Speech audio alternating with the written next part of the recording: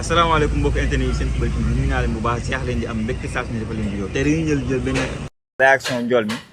laataa suñuy match contre Norvège moom nan la ko gisee lan mooy xalaatam comme ni ñu ko defee bi passé avec Reus Ndiol ak Zeyna cette fois-ci nag Ndiol laa am ñu ngi nii biir Medina donc moom bëgg ko laaj xalaatam nan la gisee match bi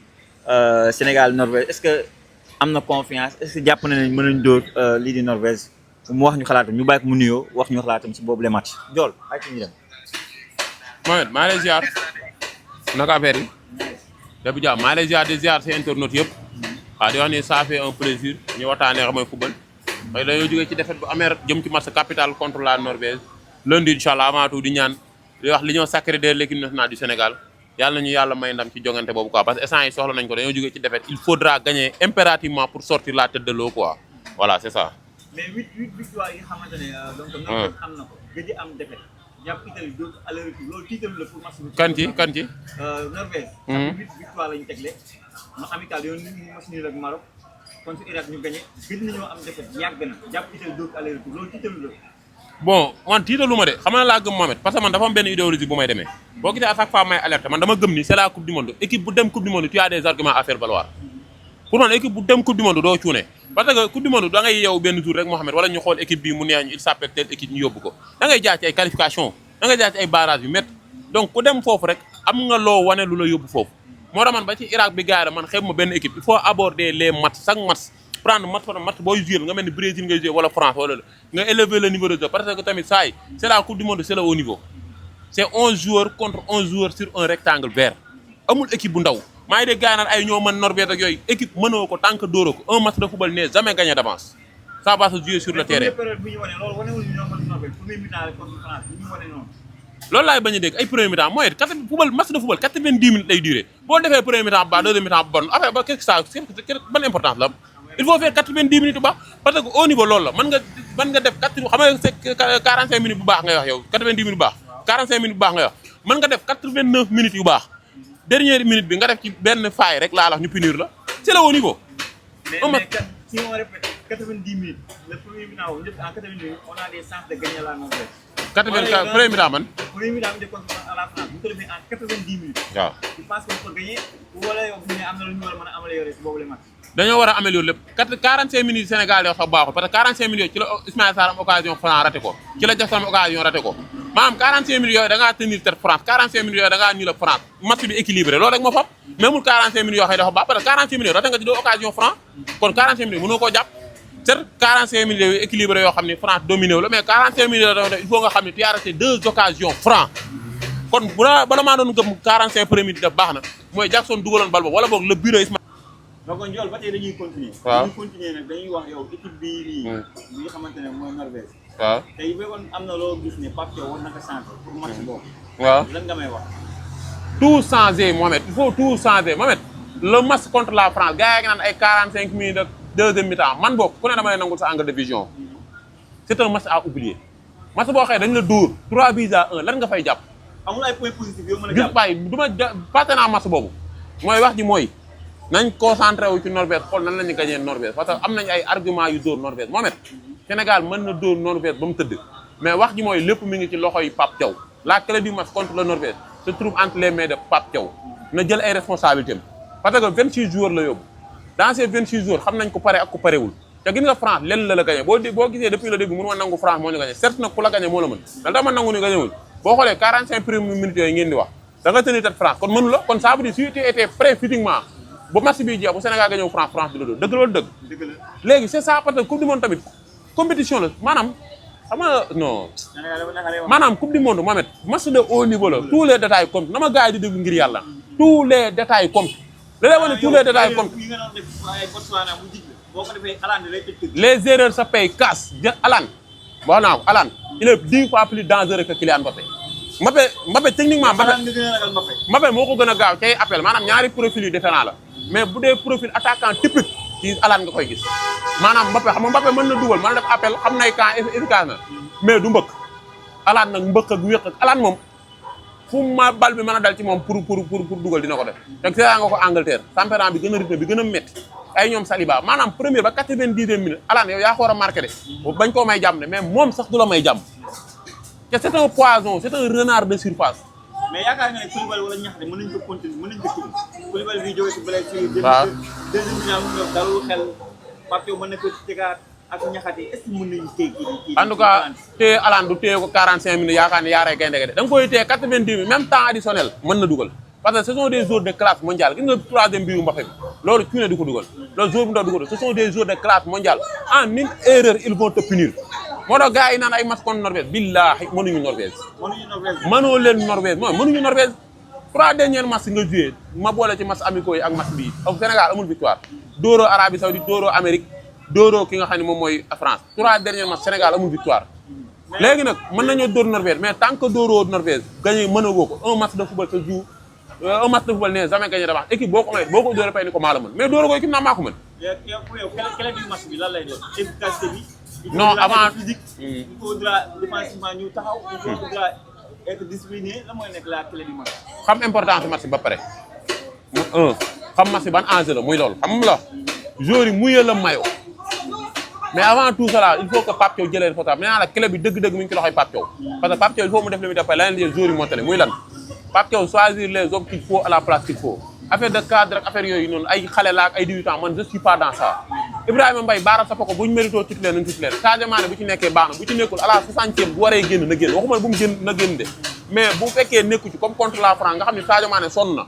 génne ko tu as Assane Diao tu as amené 26 joueurs Gana Gueye Pape Gueye Koulibaly Mohamed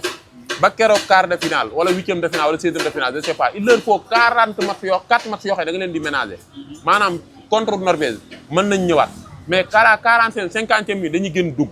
dañuy génn keneen dugg gisoo le même 11 de départ bi ñu am bi baax le même 11 mu andiwaat man awuma ci problème du ma ko wax 11 bi mu teg mais bu ko tegee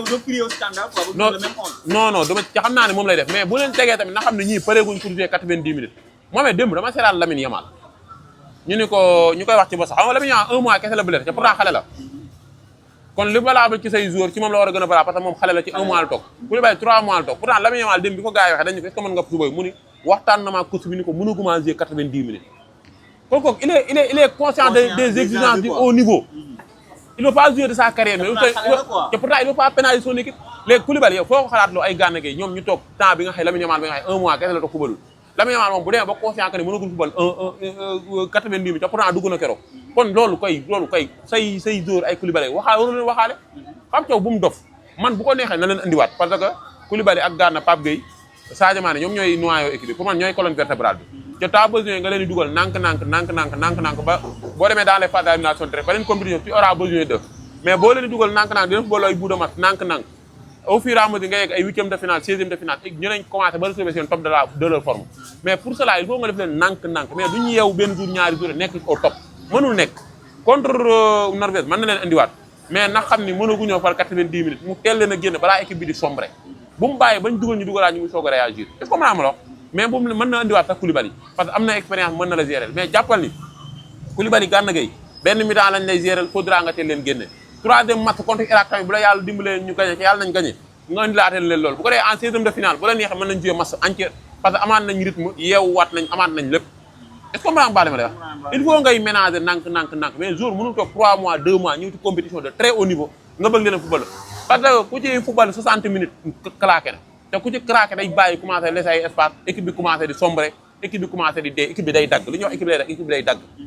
léegi équipe adversaire bi mënoo ko fuuf day exploité loolu keroog Barcola wax na ko nee na dafa nekk ci suuf si di échauffé wu gis suñu défenseurs yi ñu commencé di bàyyi trop d'espace te loolu kañ la valable loolu premier mi-temps bi est-ce que gis na loolu laaj ko tax gisoon na gisul woon loolu ci deuxième mi-temps bi la commencé parce que booba équipe bi dagg na boobu Gana Gueye sonn na moo doon def yenn effort yi Sadio Mané moo doon def yenn effort yi Pape Gueye noyau colonne vertébrale équipe bi ci la bokk moom tamit sonnoon na Koulibaly tamit sonnoon na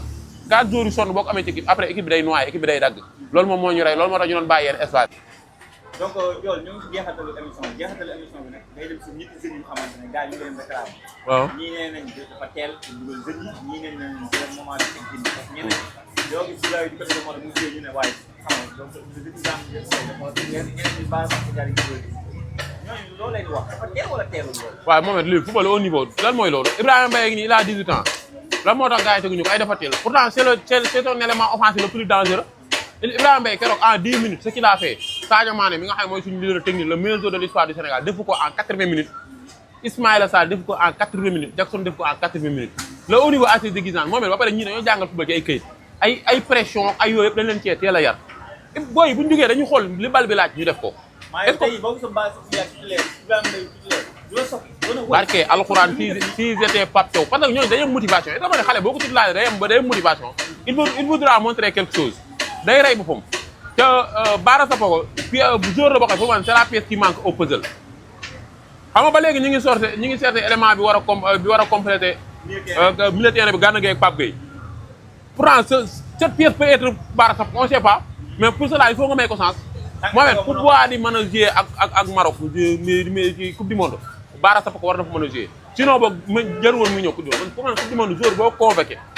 ngay xalaat ne waru titulaire rek pour man amoo benn excuse wala boog il n'avait pas les arguments pour nga yóbbu ko. Ibrahima Mbaye je demande pas pour mu titulaire mais nay teel dugg deuxième mi-temps parce que tamit dama am na loo xam man du ma bokk ñu naan na titulaire bu titulaire baax du ma créer scandale mais nag Mohamed dama gis ci zow Ibrahima dafa xaw a taayal maanaam effort défensif du loo ko defal.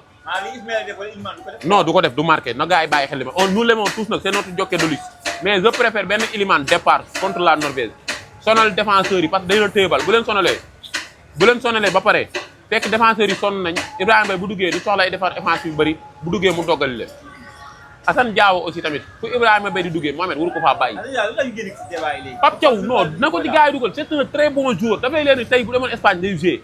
parce que Espagne dafa rafetlu ay ailier xam nga loolu Espagne bu génnee Nico Williams ak Lamine Yamal amul beneen excentré keroog gis nga ay Gavi lañ ñoon football excentré kon kooku bu bàyyee Espagne ñëw Sénégal da nga ko war a footballoo je parle pas nag de émotion man du samay wax émotion du ci am mais dama xam ni booy bi à la 60e mën na nekk le remplaçant crédible de Sadio Mané parce que booy bi moo tax non mais loolu da ngay dimbali Sadio Mané sax parce que coupe du monde compétition da ngay soxla fraîcheur tey Sadio Mané boo def 60 65 nga génne ko dina noppalu match bi di ñëw dina indi fraîcheur ca booy bi ñëw bu duggee dina apporter fraîcheur dina apporter du sang neuf ca loolu à chaque fois Pape Thiaw daf ci war di def à chaque deuxième mi-temps mu lancé Ibrahima Mbaye ak Assane Diao fekk joueurs yi latéraux adversaires yi sonn nañ booy bu ñu duggee doggale parce que ay booy lañ ñoo xam ne ay latéraux ay excentrés moderne lañ dañuy attaquer profondeur bi osé nañ ils sont à l'aise ballon pied pareil ils sont des excentrés explosifs ci kanam rek la ñuy jëm yow xam nga ne Assane Diao c'est un joueur très puissant. mais yow victoire carrément la victoire parce que am na boo amee machine avec 4 points nga def machine avec Norvège. non gagné Irak. non non non bu la joxoon léegi nii nga signé waa Norvège taxaw Sénégal taxaw ñu ne la Ndiol signé pour match bi